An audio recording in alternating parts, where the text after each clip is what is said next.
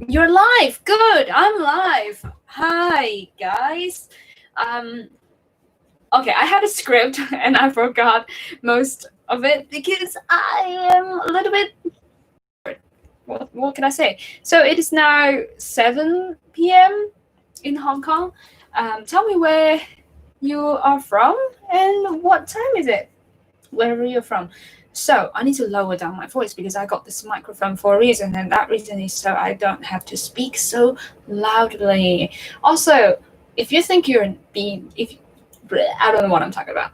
Basically, what I want to say is, if you are having one of those days where you feel like you're an idiot, just know that I spent about an hour and a half trying to figure out how my mic works.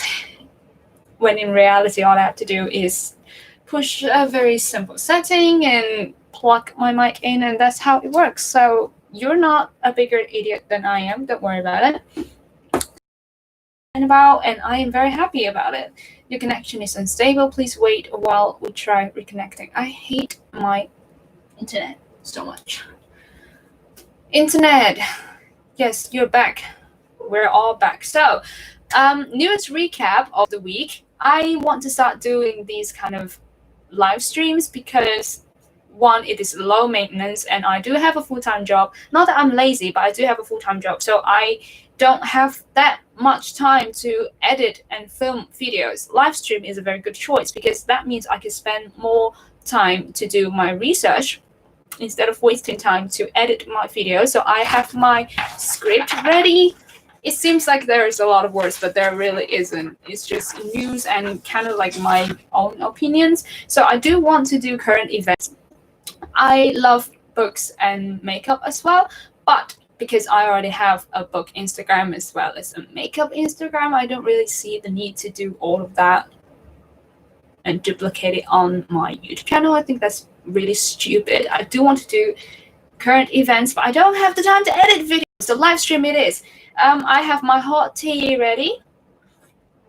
Today we want to talk about current events, and in the past week, a lot of things that has something to do with China happened, and I want to talk more about that, mainly focusing on what really happened in Hong Kong. A lot of people are talking about what happened in Hong Kong. A lot of local YouTubers are doing such things, but I feel like not a lot of local Hong Kong YouTubers are doing this for local but not Cantonese speakers. So I want to fill in that gap, if you will.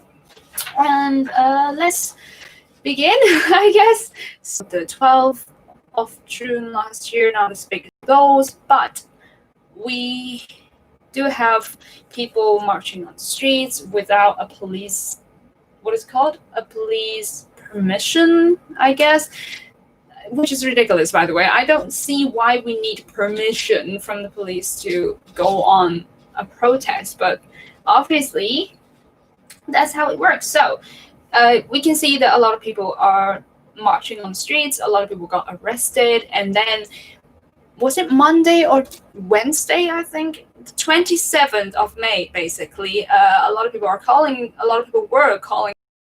Yeah, it was Wednesday, 27th of May. It was a Wednesday, and a lot of people were calling for a big strike, like the one happened in May, August 2019. So a lot of people were calling for a strike. A lot of people participated, but there are also a lot of people who simply were not that interested, I guess. And because the 27th of May was also the first day of all schools in Hong Kong that will begin their education again. So students are going back to school again, but I think they're only going back in the morning. So in the afternoon, a lot of students were also joining in on the demonstration, the marching, the protesting that happens on the streets, basically. And according to our dearest police department, during the 27th of May, there were hundreds of people that were arrested. I'm sure you've seen a lot of footages as well as a lot of pictures by now. And according to our police, 40% of those were students. And they were, once again, expressing concerns that our young people in Hong Kong are committing crimes. Oh my God, we're so sad about it. And I just could not stand this kind of hypocrisy, because like we saw the videos, yeah, we saw the pictures, we saw on the news and the live streams about what actually happened that day. Like, you are purposefully targeting people who are wearing uniforms, like school uniforms. I don't know where you're from, but in Hong Kong, if you're a student, you have to wear a school uniform. So when the police are targeting people who are wearing school uniforms, and then you say that you're so sad that these students are committing crimes, we saw the live streams, we saw what you were about. And I don't know, I could never understand why they have to emphasize how the percentage of students are. Why do you have to emphasize the percentage of students arrested? This makes no sense to me. Are you trying to manipulate the general public into thinking that, oh, because they're young people, so they're more radical? Are you trying to shift the blame? Is it because, are you trying to say that it's because they are young and they're angry, so they commit crimes, instead of admitting to the fact that we have done something wrong and we have made them angry? I feel like this is a very manipulative move, but that's just my opinion. Don't sue me, I guess. So, we said that. I am new to this kind of live stream, so you can tell that I'm May. This is your connection is unstable again. Anyway, so on the 27th of May, there were two lawsuits that caught a lot of Hong Kongers' attention. One of them was a 22-year-old, no, it's not. I think it's a 20-something-year-old lady. She is a student or an object she allegedly intended for violent use when the police officers arrested her, and she had been prosecuted lately. And on the 27th of May, it was announced that she will be facing a 3-month jail time. So that seemed to be a little bit serious, right? Because it was literally a PVC tube. I have here that there was a lady who had a PVC, right? Because it was literally a PVC tube. I have here that there was a lady who had a PVC tube on her when the officers stopped and searched her, and now she's facing a 3-month jail time. So when we talk about PVC, very far away from my desk, so I use this to poke window open, or to just poke my light switch to turn my light on. So a PVC tube is essentially just something that looks like this, but it is made in PVC material, and it's probably much longer. But honestly, how much damage is it going? 3-month jail time because she was found with a PVC tube in her bag, I believe. But the girl who was charged, claimed that she had only been asked to hold on to that tube, and that tube doesn't. Girl who was charged claimed that she had only been asked to hold on to that tube, and that tube doesn't actually belong to her. So regardless of what you believe in, this was the case. But also on the 27th of May, another case was prosecuted. Another case went through who was living in one of those married police quarters in Hong Kong. So a lot of people are guessing that she has ties with police, or maybe she is a family of a police officer. She had been found 3 kilograms of cocaine inside of her bag, and the Department of Justice, despite the judge's advice, had decided to drop their charges against this suspect. They are saying that, oh, we have no proof to prove that the suspect actually know what was in her bag, and she doesn't know that those 3 kilograms of purified white powders are actually cocaine. She doesn't know. The DOJ are saying that. The DOJ are saying that the suspect very possibly does not know what was in her bag. But the judge did not agree with this. The judge who handled this case was saying that actually we have substantial evidence to prove that this particular suspect are in fact aware of the cocaine, and if we let her go now, we cannot charge her again, because that's what happens in Hong Kong. If you let someone go, you can't charge them again. If especially when they had went through trial and found not guilty, you can definitely not charge them again. So I am thinking there could be two scenarios here.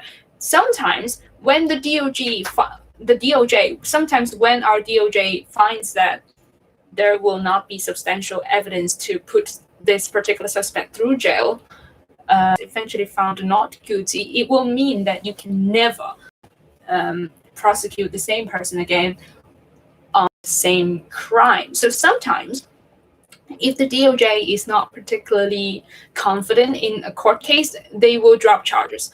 But in this case, even behind bars for a crime that they are likely committed.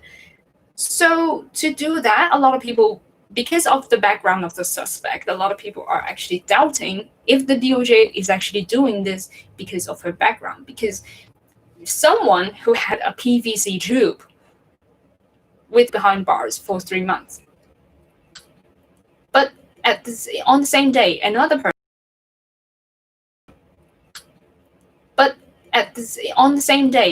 person, who has ties with police officers had been charged. Well, she hasn't been charged, but it was found 3 kilograms of coke. The girl has ties with the Hong Kong police, and there is a little bit of a double standard here. But then again, they're not. And there is a little bit of a double standard here. But then again, they're not handled by the same judge. So I think that different judges will have different handled by the same judge. So I think that different judges will have different mindset, or they will have different standard, basically. But that's what happened.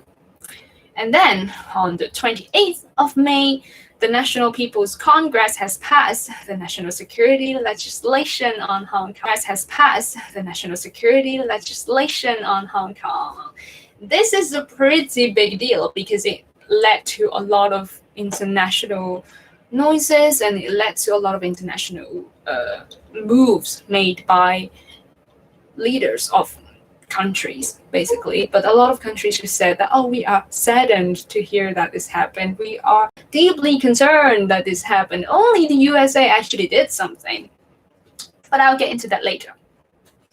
Basically, what is the national security legislation on Hong Kong is that it was set to prevent, stop, and punish activities that endanger national security that takes place in Hong Kong. And it will allow Beijing to set up agencies in Hong Kong to carry out these duties, the duties to prevent, stop, and punish activities that endanger national security. You may think that, okay, so this is normal. It makes sense because China owns Hong Kong. I talked about this on my Twitter. You can find my Twitter link in the description box down below, and you can follow me on there. I talked about this on there as well. I don't think a country should own its people. I don't think any administration should own a city, basically. That's what I'm talking about. We are not owned by anyone. Hello, it's not like, I don't know what kind of thinking is this. Do you think Washington owns LA? I don't think so. It doesn't work like that, basically. I don't know if you know what one country, two systems is. Basically, Beijing and the rest of China runs under a particular law, but Hong Kong would run under another set of laws, and we are kind of judicially independent and economically independent. We use the Hong Kong dollars, they use the RMB. So there are a lot of differences between the Hong Kong administration and the Chinese administration, and a lot of people are actually worried by the passing of this law, because they're saying that this is the end of Hong Kong or the fall of Hong Kong, because China isn't exactly a very open-minded administration, right? It has a horrible judicial record. It has a horrible human rights record. Basically, it's an open secret that the Communist Party is just no good to its people, and it's an open secret that it's almost like a rule of people. What am I trying to say? Basically, what I'm trying to say is that China doesn't necessarily have the best human rights record and doesn't necessarily have the best judicial record. And a lot of people are worried that by passing the national security system of Hong Kong, making Hong Kong's uniqueness completely vanished and affecting our rule of law. I even read an article saying that this move will turn Hong Kong into just another Chinese city, like Shenzhen, like Shanghai. We will be no difference from them. There will be no uniqueness to Hong Kong, and it will ultimately affect our place as the financial hub of Asia. And I also read another article saying that this is kind of like a beginning of Cold War because of what Donald Trump said in the Cold War.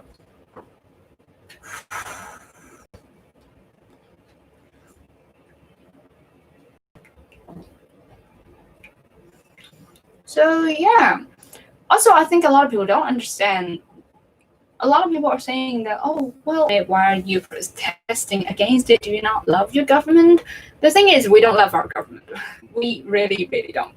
They have been doing a lot of shitty things, not only against us, but also against a lot of other people that would talk shit about them, that would have criticism against the overall political system in China. We have seen political system in China. We have seen it. We have seen people who were what's the term again? We have seen people so much of the shit that we just don't like it. We don't like China. I was watching this because this is shit.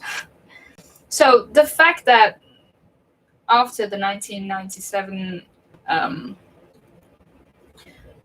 the fact that we have survived so long and we have survived so much, we have survived the Asia economic crisis back in the 90s, and then to China geographically, we are so close to China geographically as well as politically. So we're kind of like under the CCP's umbrella. We are close to them in that sense, but we're not exactly like them. So I believe the fact that Hong Kong survived 28th of May has passed its second reading. So it's technically not a law yet, but it still has to go through a third hearing. It still has to go through a third reading for it to consolidate its place as a proper law. But as we all know, the legislation council is basically consisted mostly pro-Beijing councillors. So after passing the second reading, they will pass the third reading. There's no doubt. So I will consider this law already passed. And with the national security legislation, I feel like a lot of people are shifting the focus away from the national anthem law. But to me, they're both equally as important, because the national security legislation had given Beijing an excuse to directly interfere with our legislation process, basically. But they don't have the tool, yeah? So they have an excuse to directly interfere with our politics, with our local affairs, but they don't have the tools to do so. And national security, the national anthem law, to me, is basically Beijing's tool to dictate over Hong Kong, if you will, because the national anthem law is about is basically saying that, oh, no one should disrespect our national anthem. You shouldn't make fun of our national anthem. You shouldn't be disrespecting anything that has to do with the national anthem. And I can't say that I don't agree with it because, well, I mean, I don't agree with it, but it makes sense that a nation, that a country would do something like that. The problem is the national anthem law is not as that explicit. It's not explicitly saying that, oh, you cannot disrespect our national anthem. It's more like, if you're not explicitly praising our national anthem, then we could potentially charge you with some criminal intent or something. So it is so vague. You know, the national anthem law is so vague to the point where I don't know when and if I've been charged with with some kind of criminal charges saying that I have violated the national anthem law, I might not know why. I might not know what I've done. I might not even know when have I done it, because the laws, the regulations, they are so vague. And it is to the point where, like, okay, so we have to be so careful. There will be no freedom. And they're saying that, oh, this is to protect your freedom. So you're saying that I cannot say shit about you, but you're protecting my freedom. So I cannot talk shit about my government. I cannot, well, not even talking shit. Like, I'm just trying to criticize you. I do that all the time. I email my counselors all the time. It's called The Psychology of Social Movement. It is a very academic book. I feel like it doesn't matter whether you are the yellow or the blue side, you should read this because it is literally so academic and it is good. It is a good book. But under the national security legislation and the national anthem law, I don't know if this book will get me in trouble or not. Or maybe if I do, sometimes I would go on the streets and I would read books to people. Under these new laws, it could potentially get me in trouble. And how is that protecting my freedom? You know, it just doesn't make sense. And what else do I got on here? So yeah, the national anthem law isn't getting as much news coverage as I think it should, because I think the national security legislation is an excuse and the national anthem law is the tool for Beijing to dictate over us. And also I think that is a replacement for the infamous 23rd article. But I think I don't need to talk about this because a lot of people are already saying this. And obviously, if you are not blind, you will be able to see through that the national anthem law is kind of the same as the 23rd article. It's just in a different name, basically. And what happened as well. Okay, so I'm not sure if this happened on the 28th or on the 29th. I don't have the date marked in here, but our government is going to establish a dedicated team to review the Radio Television Hong Kong, RTHK, governance and management. And this dedicated team could interfere their executive level civil servant. So someone who is from the government. In case you're not from Hong Kong, and in case you're not particularly sure what does this mean, it means that maybe, let's just say that hypothetically, one day Connection is unstable. I hate this. So let's say, hypothetically, one day Fox suddenly decided to trash on Trump, and Trump just say that, okay, so now I don't like you, and I'm going to send someone who's working for the White House to override your rights, your management rights, and to watch over you to make sure that you comply to our media charter. You know, that's what's happening here. Except for the RTHK is not Fox. RTHK is like the BBC. It's like the CNN. It's the death of the fourth estate. I mean, the fourth estate in Hong Kong has died a long time ago, but this is kind of like the proper execution of the fourth estate. And it's just horrible. In case you are not aware, the whole thing actually sparked by a satire called the headliner, I think. Basically, in this program, the host would constantly trash on our government, and they would constantly trash on the brutality. It's such a funny show, but I think to the government they've went too far, so they pulled the whole program, and they're now using this as an excuse to watch over the development of RTHK and watch over to what programs they have, because they don't want to be trashed on. No one wants to be trashed on. And also, conspiracy theory, allegedly, what I think is happening is that they are trying to find a replacement for TVB, because the TVB is infamous for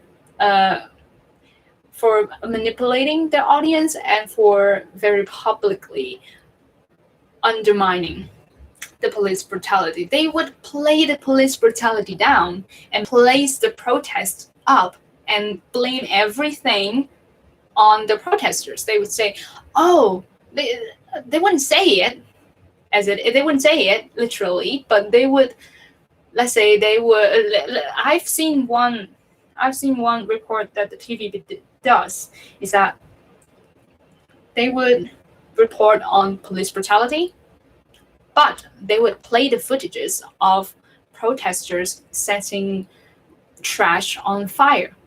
So you know what I mean when I say manipulation. That's manipulation. You don't tell someone that, oh, I've been, like, you don't tell someone that hit by her husband and then showing Abby cheating on the phone. You know what I mean? If someone is being violently treated, it means the fault is at the attacker, not at whoever else it was. So TVB is a station that's so trashy, they will report on police brutality. They will say that it is police brutality, but at the same time, they will play the footages of violent protesters in order to manipulate and trick your mind like that. And I don't know why people are still buying into that, because I'm 25. I'm as young as it gets. I'm 25. And I could already see through that. So how is someone who's twice my age, who has twice as much of working experience, like, you are a grown-ass adult. You are a grown adult. How are you being manipulated by that? The teenager's not manipulated by that, and you're an adult, and you think, I'm lost of words.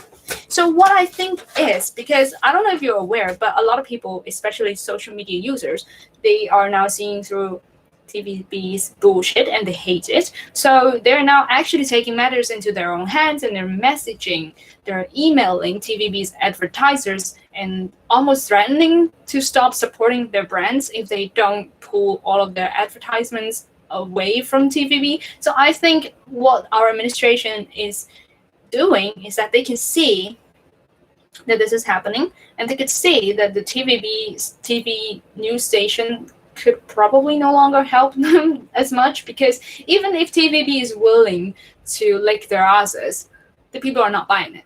So what they are trying to do, allegedly, are to find someone else to do it. They need someone with a rather good reputation and very experienced in news to help them to create a new narrative again. So they're dropping TVB. Well, I don't think they're dropping it, but anyway. So they are trying to have control over RTHK, and what I believe will happen in the coming year or two is that we will see RTHK having probably a lot of people resigning, or they will probably fire a lot of original cast. And I think that they will be gradually replacing the personnel in RTHK, or they will be replacing the programs of the RTHK with a lot of pro-Beijing, pro-government programs. I think that will happen.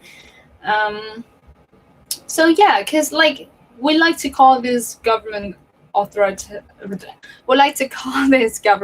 authoritarian government. And what does an authoritarian government needs? They need journalists who will not talk shit behind their backs, and they need news stations that would not expose their dirts.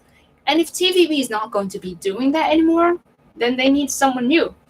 And that could potentially be RTHK, because RTHK already has quite good reputation in the general public. So that's allegedly, according to my opinion, what they're trying to do. Don't sue me. That's my opinion. So that's what happened in Hong Kong. But I also did some research on international news as well. Let me drink my tea.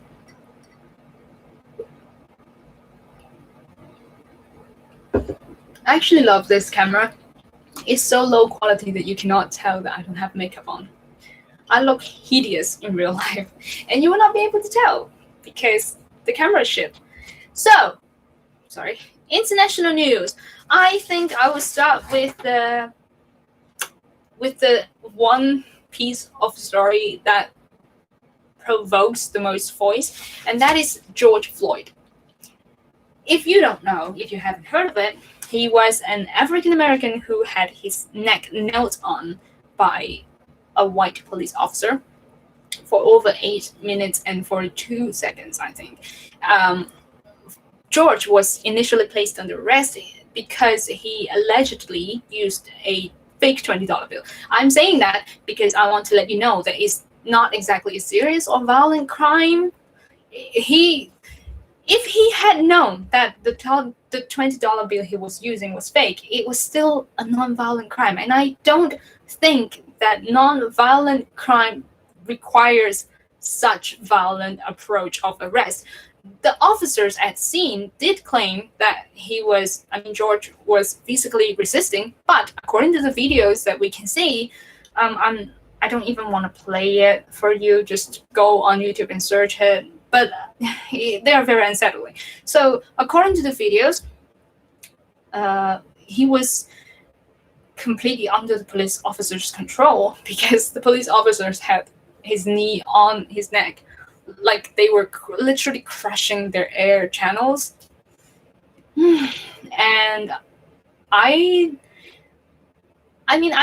could understand that when a suspect is resisting, then you, as a police officer, might choose to use a more physical approach. But when you already have him on the ground and your knee on his neck, I don't think it's necessary to be violent at him again. And according to a lot of videos I watched, you can clearly hear that George said, "Oh, I can't breathe. I am struggling to inhale. I am feeling pain. I'm feeling pain all over my body." He said it multiple times. And then they didn't respond. The police officers just completely ignored George's call for help. So it was a very, very heavy and very long video to watch. And in the video, you could see that eventually George Floyd had stopped struggling or stopped saying anything because he was being unresponsive. And later, when he was rushed to the hospital, he was later pronounced dead. And I think that should classify it as murder, because it should not be ruled as an accident, because you can hear the suspect call for help and saying that, "Oh, I have a health condition. I am now having a health condition." Maybe you think he's lying, but it doesn't matter, because when someone says that, you as a police officer, you should get him help. I don't care what you think. I don't care if you think, "Oh, he's just lying. All of the suspects do this. All criminals say this." I don't care. But as long as a human being is claiming to have health issues, as a police officer, you should get help, because you are no shit. Okay? You're not the judge. You're not God. You don't decide whether someone needs help or not. When someone say that they need help, they always need help. That's what I'm trying to say. So a lot of people agreed with me because when I was writing this, the people from United States, what's the city called again? Minnesota. Yeah, the people from Minnesota were rioting. And I literally mean rioting. At first, they were just chanting Black Lives Matter. They were chanting, oh, say his name, George Floyd, say his name, George Floyd. They was chanting about that, and they were marching, they were holding signs, they were basically peaceful demonstration. And then it was announced on the news that the police officers had been laid off, but no arrest had been made. So people start rioting. They got really angry. They were throwing bricks at the police station. Someone set the police station on fire. I'm sure you've seen this on the news. Like, the whole building was literally in flame, and it was so scary, actually. It kind of puts Hong Kong's protests in perspective, and you really think, okay, so the people from Hong Kong are not that violent. Because have you seen what people in the United States did? And also, we come around again on the double standard thing. A lot of people are saying that just in April or in March, I think, there were a lot of privileged white people marched on the street saying that the government should lift their social distancing regulations, and they should let people to go out, they should let people go to the gym, they should let people go to work. And those were armed protesters. They literally have an AK-47 in their hands just so they want to go to the gym. Like, that's just white privilege 101. And people are saying that, okay, so when there were literally armed protesters, like armed with guns protesters, the police did nothing. They were just being all friendly and all cozy with each other, and they were doing nothing. But the protest, the march for George Floyd's death, and the Black Lives Matter protest, when people were just holding up signs and chanting slogans and everything, there were guns pulled out by the police officers. There were tear gas. There were pepper balls. So people are now saying that, okay, so you are having a double standard. Because how is it fair that when white people are arming themselves with guns just because they want to go to the gym, that you don't act on it? But when the same, like when black people are marching on streets with only paper cardboards, with only slogans, because they were angered by the injustice and because a fellow man's life had been taken, you're deploying tear gas? So people in America are really angry about this now. And there are white people holding arm in arm, and they were forming a human shield line to protect African Americans who were protesting. And I think I saw a tweet saying that, okay, so that's what it takes to protect black people in the United States is white people. White people are the only thing that could stop police officers on attacking black people. And sadly, I agree. I have been in the United States for a couple of weeks. I think it was only for a month, and I could already feel the white privileges. And I am very glad that the Americans I know, they realize that they do have white privileges, and they acknowledge it and they exploit it to help black people, and I'm grateful for that. So yeah, that's really pretty fucking messed up. George Floyd. And also, I want to tell you that actually before George Floyd, I think it was in February or in March, there was another dude that's been killed by two white men. His name, I wrote it down and I've completely forgotten it. But anyway, you can go on the YouTuber's channel and watch her very detailed research on this particular case. The YouTuber's name is called Stephanie Harlow. This particular murder. People were being very upset as well, but not as upset as when George Floyd's murder happened, because it was committed by police officers. See, that's what happened. I see a lot of people are saying that, oh, murders happen every day, so why is this black dude any more special? this black dude is any more special because he was murdered by not only a white man, he was murdered by a white death, mainly because of an injustice system. So, you are privileged and you commit a crime like this, for sure people are going to be very angry. So that's why people in Hong Kong are so angry at our government and at our police as well, because you're the privileged one. You don't understand how it is like in our position, and you don't even try to understand how it's like in our position. You're just going to yes. I feel like I don't know, and I think a lot of people has this. A lot of people believe in this myth that America is much better than Hong Kong. It is not. It's not. The Americans are crazy. That's what I'm going to say, and I would never ever move to America. If you have a gun to my head, I would not move to America because I am a person of color. Maybe I would be able to survive in New York or in LA because these are more open-minded cities. But lots of words. Also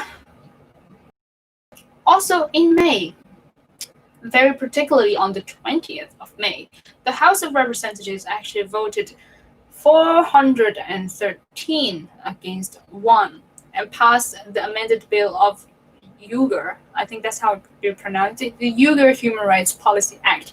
This piece of news also has something to do with China.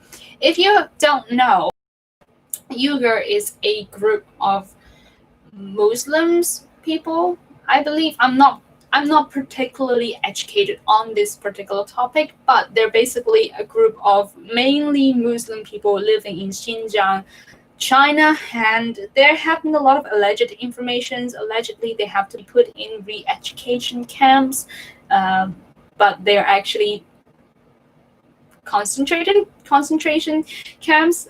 They call it re-education, but a lot of survivors have come out and say that those re-education camps have really, really bad hygiene environment, and they're forcing us to give up on our religion, and they're forcing Muslims to eat pig, just all kind of horrible things, raping women and children, all kind of horrible things. So this Uyghur Human Rights Policy Act, coming from the USA, according to Wikipedia, is actually aiming to monitor the human rights status of Uyghurs in Xinjiang, China, as well as investigating the alleged crackdown or concentration camps against the local Muslims.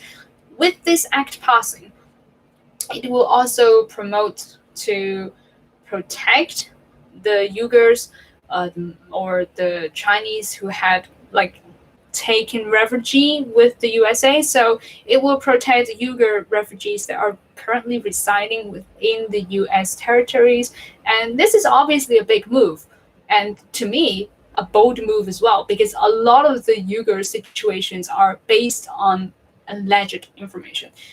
They have satellite images, they have witnesses, statements, but to me, witnesses' statements are not necessarily solid evidence, and satellite pictures, satellite images are not necessarily clear. You know what I mean? They're not HD, and they're not from a first-person point of view. So I'm guessing with the Uyghur Human Rights Policy Act passing, the USA might actually send their own people, or maybe they would send intelligence to Xinjiang to investigate the situation, and by then we might be able to know more of it. So yeah, that's a big move. That's a big bold move for the US to do, and for Trump to make, just to get more information, I guess. But then again, I think anything that could help Trump to attack China, I think he would do it. And I hate Trump as a person, but I've got to admit that as a politician, he is something. That's all I can say. I admire him for how bold he is, because when you think about human resources and kind of international relations, one thing that is almost always right to do is to surprise them. Like you, whoa, what's up?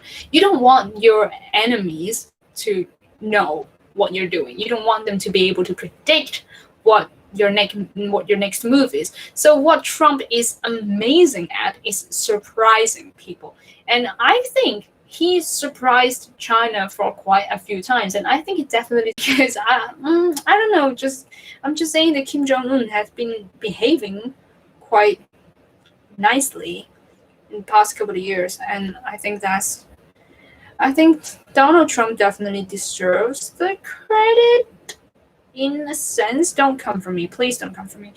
Oh my god, what have I done? So that's the story, and also today is the 30th, right?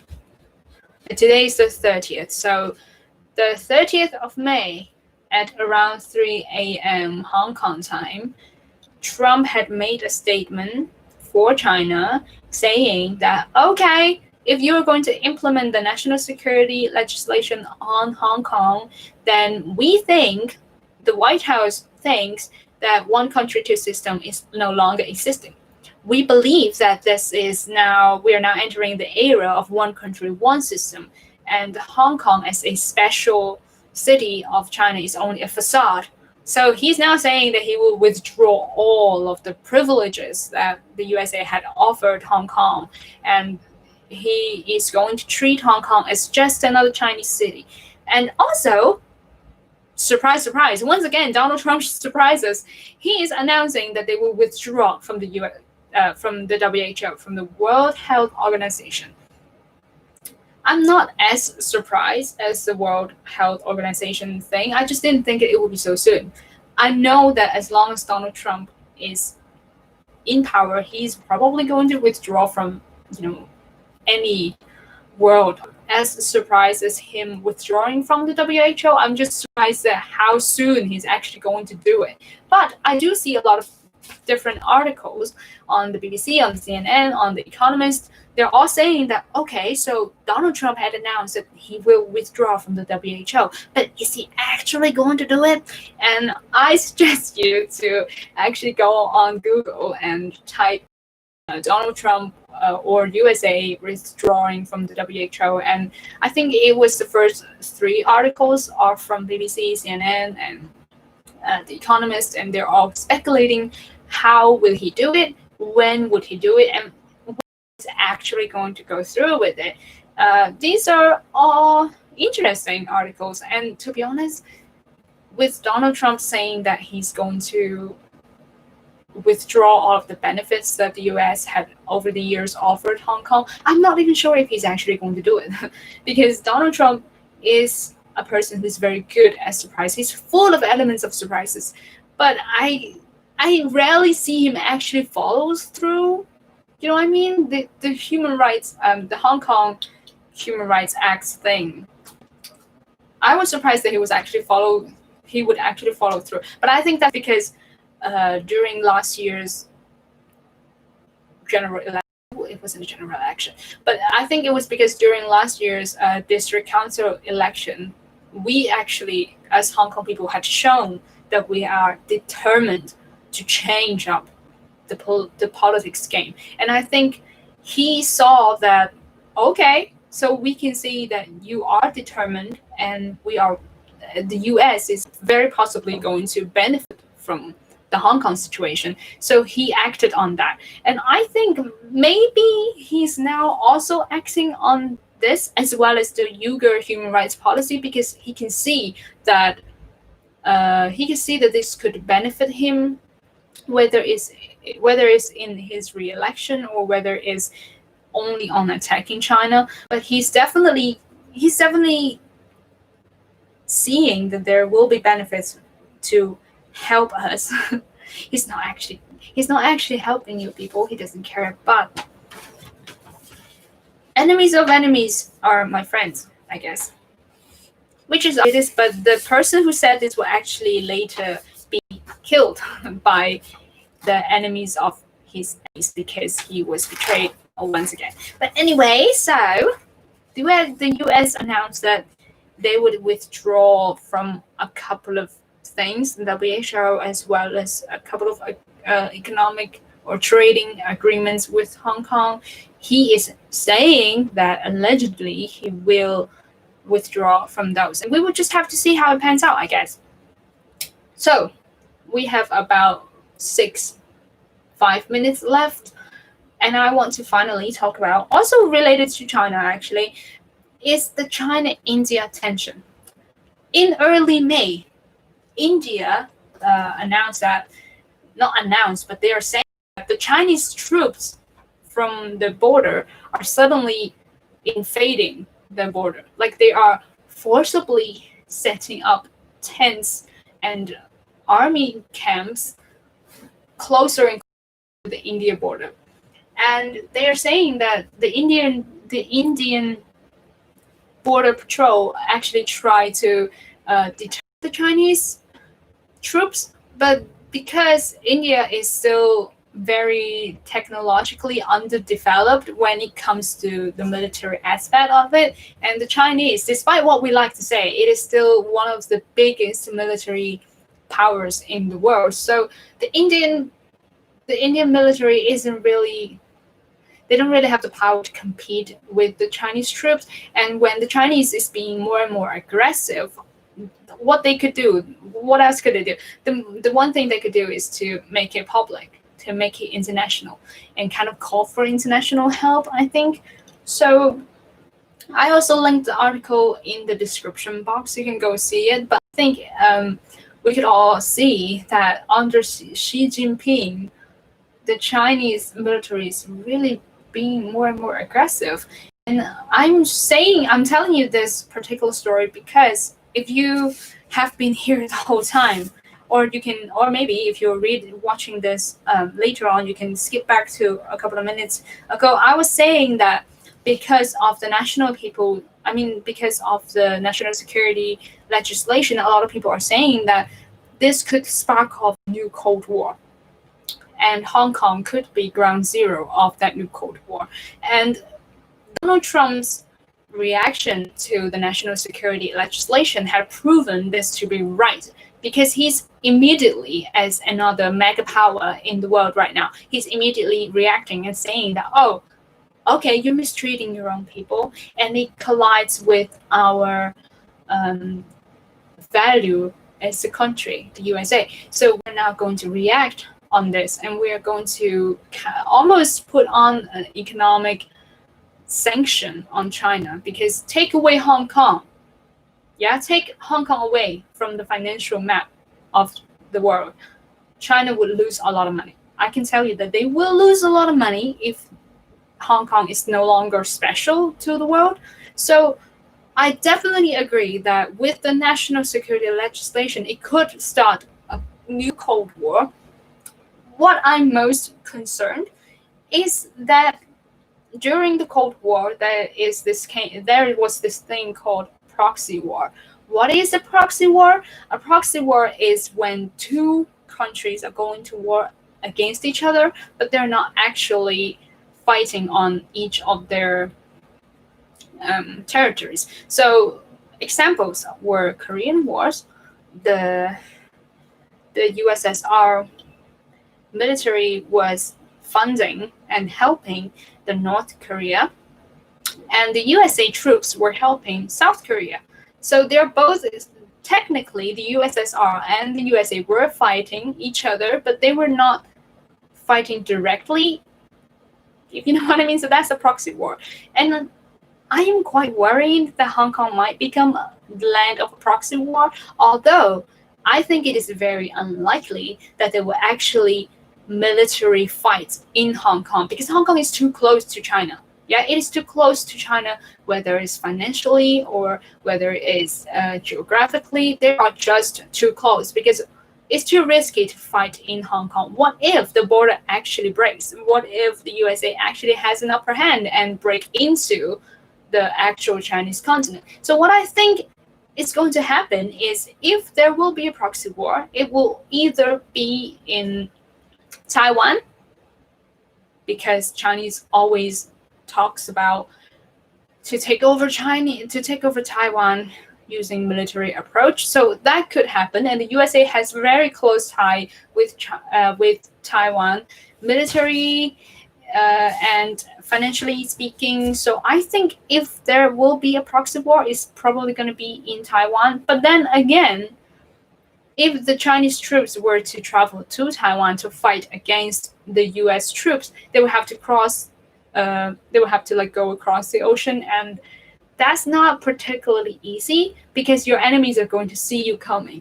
You know what I mean? So with the China-India tension rising again, more and more violently in recent years, maybe India could be a place for proxy war. I sincerely hope not, because Indians, they have suffered enough. haven't India suffered enough? I mean, under British law, they're not necessarily. I'm actually worried about this. Like, I don't like dark corridors. Anyway, so I'm bringing up the story of China-India tension rising again because the Chinese troops would push their boundaries. I'm saying this because I'm concerned. If a new Cold War is coming, then it would very much mean the proxy wars will come back again. And I don't know. I don't like wars, basically, because wars brings out the worst of human being, and I don't like it. And India, poor India. Please don't fight on India. Fight on anyone else but India. They're so poor. They have been through a lot, is what I'm saying. So that concludes my notes. Sorry if this live stream is all over the place. It's my first time doing this, but I would want to do this again. I would like to do this frequently and weekly if possible. If not weekly, then maybe twice a month would be nice too, because I wanted to do videos on current affairs. Yeah, I want to do a video on current affairs, but I simply do not have the time and the energy to edit a full-on video, and live stream is a very good alternative. Also, I used to do current affairs as I would pick several topics and I would do my research and I would talk about it in videos, but those really take up a lot of my time. So now what I'm trying to do is I would pay more attention than ever on the news, on international and on local Hong Kong news, and I could gather information. I could make a draft, kind of a script, if you will, and I could go on a live stream and I could talk about it. So that would take much less time to edit a video, and I could put just more effort and energy into doing my research. So that seems to make more sense. But I do have a lot of work to. I do have a lot of work to do. I will try to shorten the live stream, because think about it. If I put this 1 hour live stream onto my YouTube channel, like after I stop this live stream, I will have to put this on my YouTube channel. No one wants to watch someone rambling for an hour straight, right? Anyway, so I want to conclude this video by recommending a book to you. Well, not so much as a book, but actually a magazine. So we talked about China a lot in this live stream. We talked about how China basically interfered with Hong Kong's rule of law and uniqueness, and potentially starting a new Cold War. And we talked about how China and the USA are not exactly friends now. We talked about how the Chinese are actually very secretly aggressive against India. We talked about that as well. And with that, I want to recommend you to go read the latest issue of The Economist. I believe it's the latest issue. It's called The Dragon Strike. China had launched Rule by Fear in Hong Kong. It was published in the 28th of May edition, and the title is called Dragon Strike. I'm going to read I hope it's not stopping. Yeah, I hope it's not pausing. I'm going to read a small paragraph of that cover story. I think you can find the magazine in a lot of bookstores and as well as online subscription. I have the online subscription, so because of how much we talked about China, I think it only makes sense. I would recommend you to read something on China. Let me read you a few paragraphs. So it says, the rest of the world, it says China has launched rule by fear in Hong Kong. The rest of the world should worry too. The people of Hong Kong want two things: to choose how they're governed and to subject to the rule of law. The Chinese Communist Party finds both ideas so frightening that many expected it to send troops to crush last year's fast protests in Hong Kong. Instead, it bided its time now. With the world distracted by COVID-19 and mass protests difficult because of social distancing, it has chosen a quieted way to show who's the boss. That threatens a border reckoning with the world.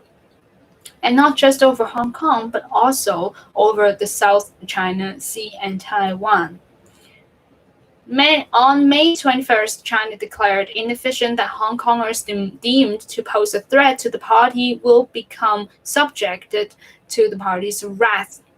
A new security law written in Beijing will create still to be defined crimes of subversion and secession, terms used elsewhere in China to lock up dissidents, including the Uyghurs and the Tibetans. Hong Kong will have no say in drafting the law, which will let China station its secret police there. The message is clear: rule by fear is about to begin. So that's two paragraphs of this particular cover story, and I think it is potentially a very good read. And I don't know what else to say. So yeah, give that a read and come back and say what you think about it, or maybe just, I don't know, promote it further. I think The Economist is a very good magazine. It's one of my favorite magazines. It's either National Geographic or The Economist or Foreign Affairs based in the US. So I like these very much. Hold on. So yeah, rule by fear. I guess that concludes our live stream. Thank you very much for watching, whether you're actually joining us now or whether you're watching this later. Thank you very much for joining me today, and thank you for staying until this particular part of the video. If you could, because I don't know if you can actually comment on a live stream that's already ended, but if you could comment anything that you want to comment down below, like this video, if you could, because once again, I don't know if you could like a video that's already ended. I don't know if you could like a live stream that's already ended, but comment and like if you could, and be sure to subscribe to my channel. You can also follow me on my Twitter. It is in the description box down below. Many of the topics or news stories I mentioned today I already have the references, and they are also in the description box down below. They are, most of them, quite long. So if you're interested, you could still go and read it. It will be much easier for you, I believe. So that's it. Thank you very much for watching, and I will end this now. I will end your misery as well as mine. Hopefully the next time it will be much better controlled. I will try to do my live streams in under 30 minutes because, oh my god, on an hour. I'll see you next time. Bye.